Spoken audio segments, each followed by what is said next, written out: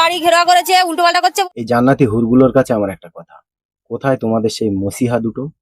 তাদেরকে বলো প্রতিবাদ করতে। তারা কোথায় এখন? কোন গর্তে লুকিয়ে আছে?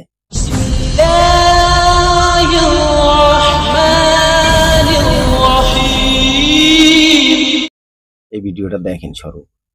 ওদের সমস্যাটা কি? ওদের আইএস করছে, আমরা ওদের বিজেপি করতে হবে, আমাদের জয় শ্রীরাম বলতে হবে। জয় শ্রীরাম বলি না বলে আমাদের এইসব মারধর করে। আচ্ছা, জয় শ্রীরাম না বলি এখানে কোনো মুসলমানের কোনো অস্তিত্ব রাখবো না। এই ভিডিওটা চেনেন তো? কিছুদিন আগে আপলোড করেছিলাম।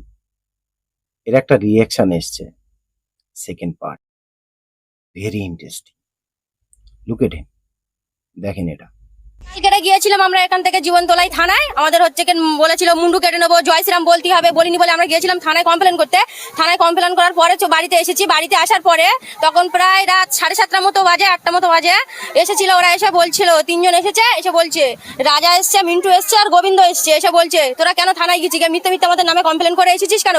কমপ্লেন করে এসেছিস তাহলে তোদের ব্যবস্থা হবে, তোরা বেরিয়ে আয়। আমাদের এরকমই হচ্ছে কেন, উল্টো পাল্টা করে সবার বাড়ি ঘেরাও করেছে, উল্টো পাল্টা করছে বলে এবার কেউ একজন খবর দিয়েছে যে বাজারে পুলিশ এসছে, র্যাবের গাড়ি ঢুকেছে, তখনই ওরা চলে গেছে। ওরা কি করে? ওরা বিজেপি করে, আমরা আইএসএফ করি। আইএসএফ করি বলে বলছে এখানে কোনো আইএসএফ এর হচ্ছে কেন অস্তিত্ব থাকবে না। জয় শ্রীরাম বলতে হবে, মুসলমানের মুন্ডু কেটে ঝুলিয়ে দেবো, মারবে। এই জান্নাতি হুরগুলোর ভিডিও একটা আগে দেখিয়েছিলাম, একটুকুনি দেখালাম প্রথম। এই জান্নাতি হুরগুলোর কাছে আমার একটা কথা, কোথায় তোমাদের সেই মসিহা দুটো? তাদেরকে বলো প্রতিবাদ করতে। তারা কোথায় এখন? কোন গর্তে লুকিয়ে আছে? কথা নেই কেন তাদের মুখে? তাদের মুখ বন্ধ কেন এখন?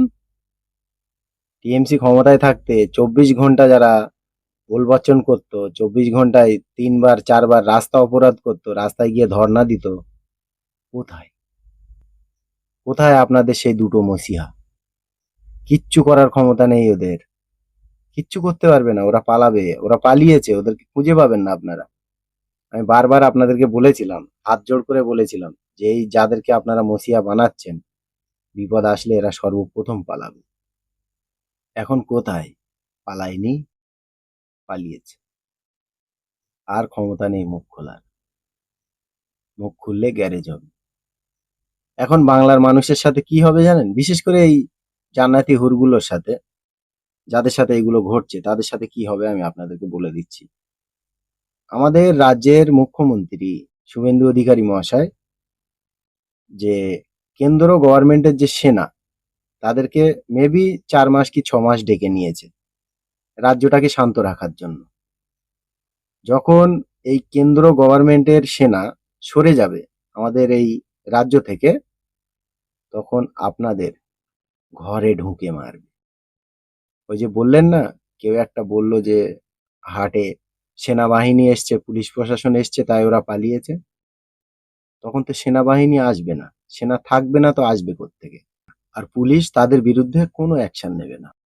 এটাই ঘটবে আমার আপনার সাথে এই কেন্দ্র বাহিনী সরে যাবার পর। তো আমার রিকোয়েস্ট এই জান্নাতি হুরগুলোর কাছে, কোথায় সেই তোমাদের জান্নাতের রাজা, যাকে আল্লাহ বলে ঘোষণা করেছিলে তোমরা? কোথায় তোমাদের সেই জান্নাতের সর্দার, যাকে নবী বলে ঘোষণা করেছো তোমরা? তাদেরকে ডাকো। আর এইভাবেই যদি যাও তাহলে সত্যি সত্যিই তোমরা জান্নাতে যাবে। কোনো এক জাদা বলেছিল, পলিটিক্স করতে করতে যদি কোনো ব্যক্তি মারা যায়, তার জায়গা জাহান্নাম। এখন আল্লাহ না করে আপনাদের সাথে কোনো দুর্ঘটনা হয়, তাহলে আপনারা কোন জায়গায় যাবেন? সেটাও ওই জান্নাতি দলের লিডারগুলোকে জিজ্ঞেস করুন।